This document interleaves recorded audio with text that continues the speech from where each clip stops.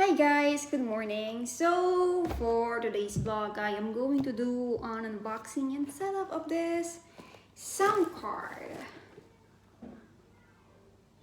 It's a V9X Pro sound card. So let's begin, shall we? Okay. Buksan na natin.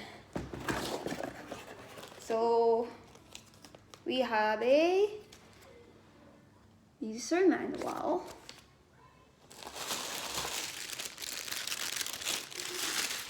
This is like a pop filter.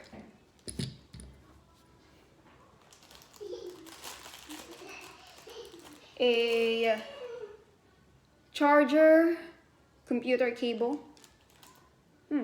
It has to, I believe this is for mobile broadcast. So mobile broadcast, meron siya dalawa.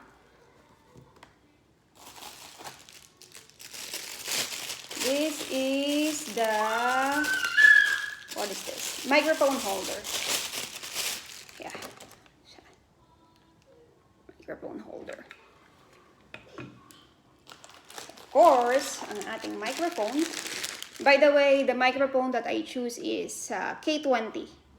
This is for especially, I think, singing. I'm not really a singer, just frustrated one. Trying hard. The cable for the microphone. Our sound card. Yeah. Sound card. And right here, yung table mount for the bracket, the metal bracket. And it's also like metal, so it's nice. Put it here. Last but not the least, ang ating mount, metal mount.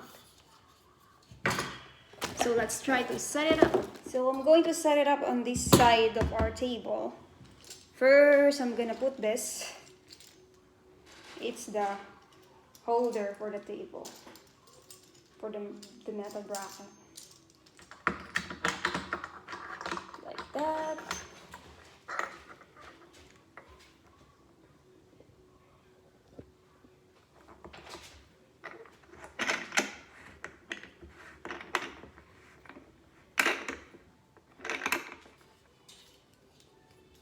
Of course, our metal bracket.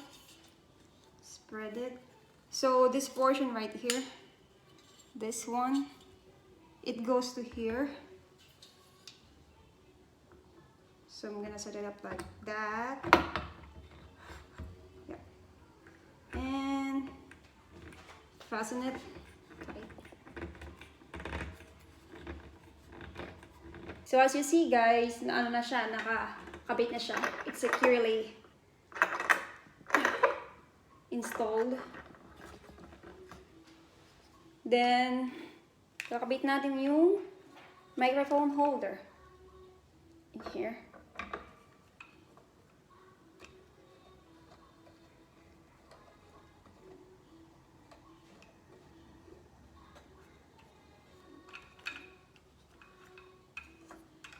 Need to make sure na ma-skip siya. Then, we have a knob over here, which you could adjust yung microphone.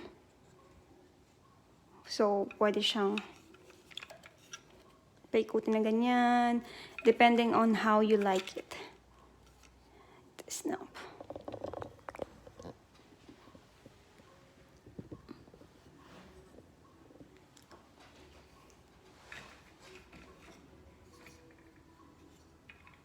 So, I guess we'll do it this way. Secure lang natin siya. Then after, let's put the microphone. Actually, let's put the cable first. Baka malaglag yung microphone, masira.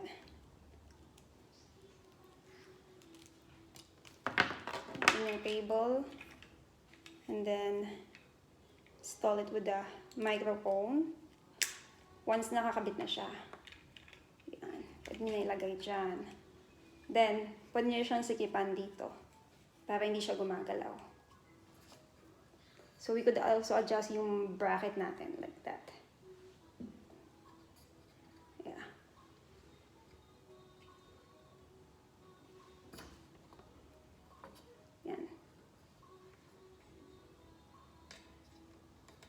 natin. Then after, yung ating pop filter. Pwede siya pataas, pwede pababa. So to me, I like it this way. I think. So let's put it this way. Install lang natin siya dito.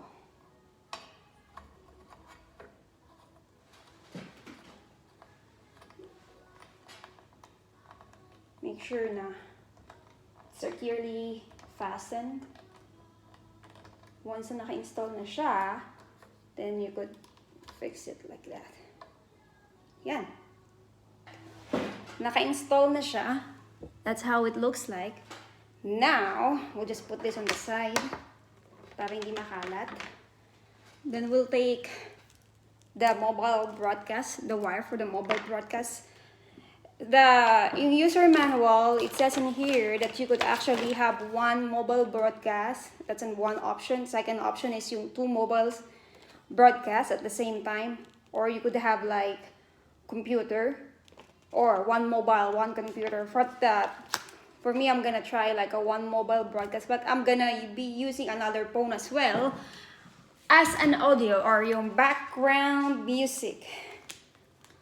So right here, since naka-setup na to, let's see the actual sound card. So this is the V9X Pro.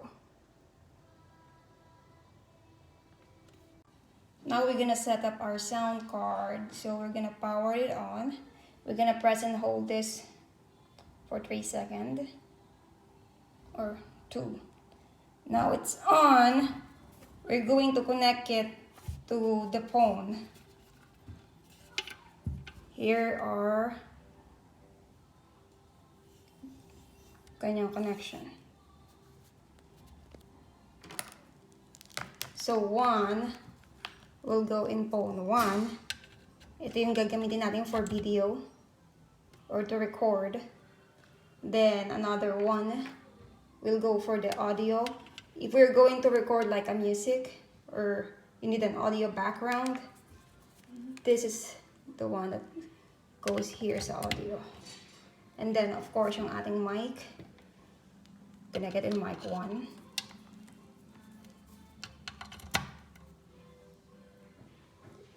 That's how simple it is. And then meron din akong headphone. I connect it sa headphone. That's the connection, and then you just connect everything sa phone. That's how easy it is, like 1, 2, 3.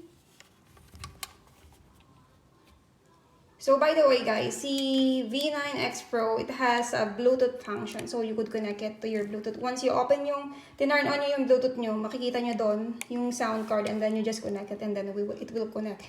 And you don't have to worry about like when you're doing broadcast na mamamatay yung machine or yung sound card. It has like 2,000 mAh, so it's pretty good.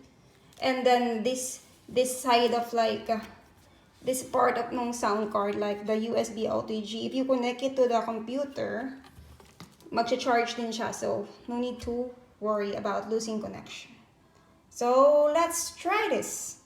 We'll try the sound effects first, like the 18 sound effects right here. And then later on, we're gonna try this part. So let's try the sound effects first. I'm gonna put a headset so marinig ko yung sound effects niya. I mean, you have an option to put a loudspeaker. You don't want a headset or headphone. So let's start. Clap.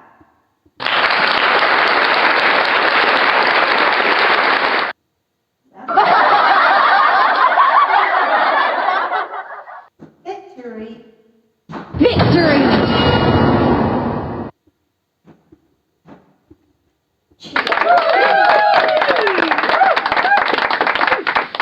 This one is a crow, it's a bird. Kiss.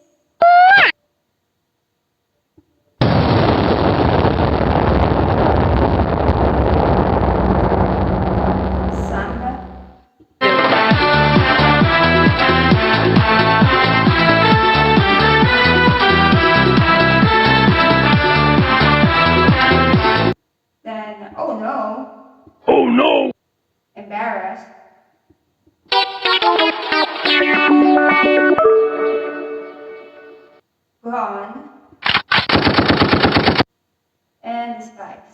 So, yun yung 12 sound effects to my left. Right here, to my left. You could also adjust the volume in here, and then your treble when you're talking. You could play with that. And then on my right, it has this like song 1, angry, pay attention, think. And the modes in right here in the middle, you could change it. Right now, I'm going to press the pitch bend. The pitch bend is like it changes your voice. So when I do this, press it once. Test mic test. I think this is the female voice. Press again. Test mic test. Not so sure. Maybe the male voice? Test mic test. Oh, this one is like the monster voice. Test mic test. Kids voice. Yeah. So yeah, you have 4 options for that.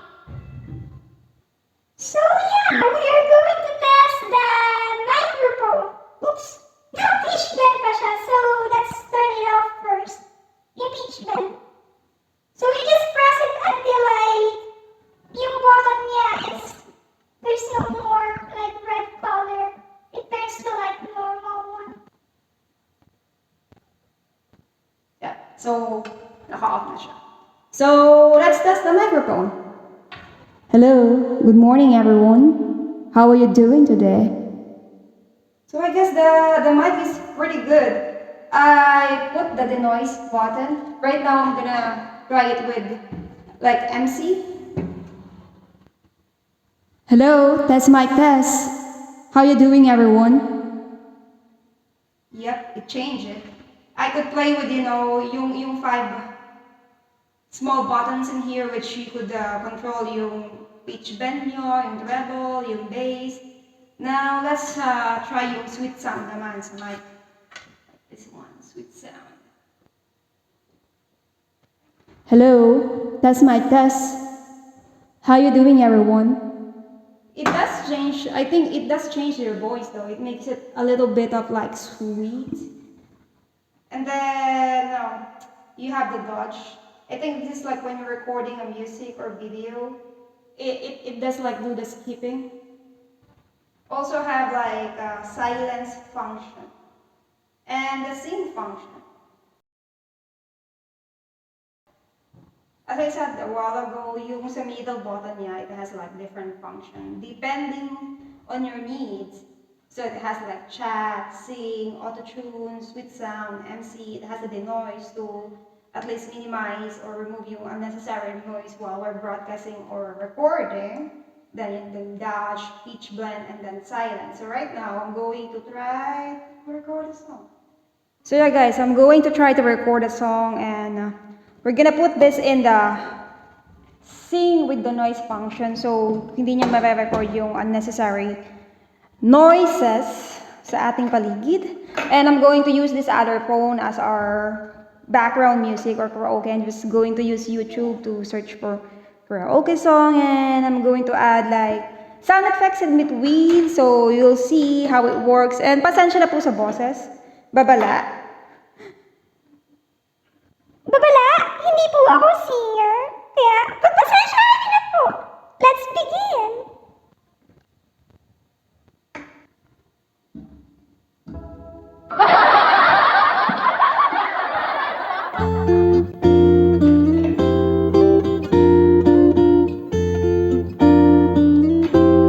Tayo ay matanda na, sana'y di tayo magbago.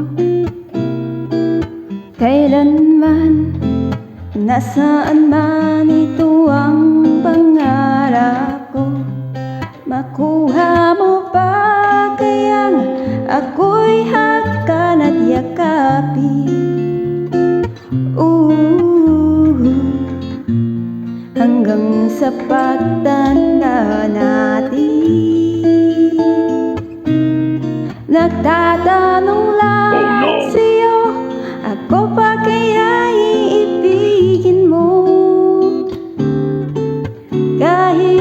Konti na ang buhok ko. So that's it. Again, pasensya na po sa boses. I bought this sound card in AliExpress, and I believe you could also buy this in Lazada and Shopee. And for its price, I think it's worth it. Maganda siya. Honestly, it's very useful for if you're doing like home vlogging, like, you know, the type of sitting like this. You could use like yung sound effects while recording your video. And yung battery capacity niya, it has Bluetooth function. So yeah, it's really good to my opinion. And I hope this vlog helps you sa pag-set up and connection ng sound card. So yeah, see you in our next vlog. Bye bye. Did you say bye bye? Bye bye. Okay, bye bye.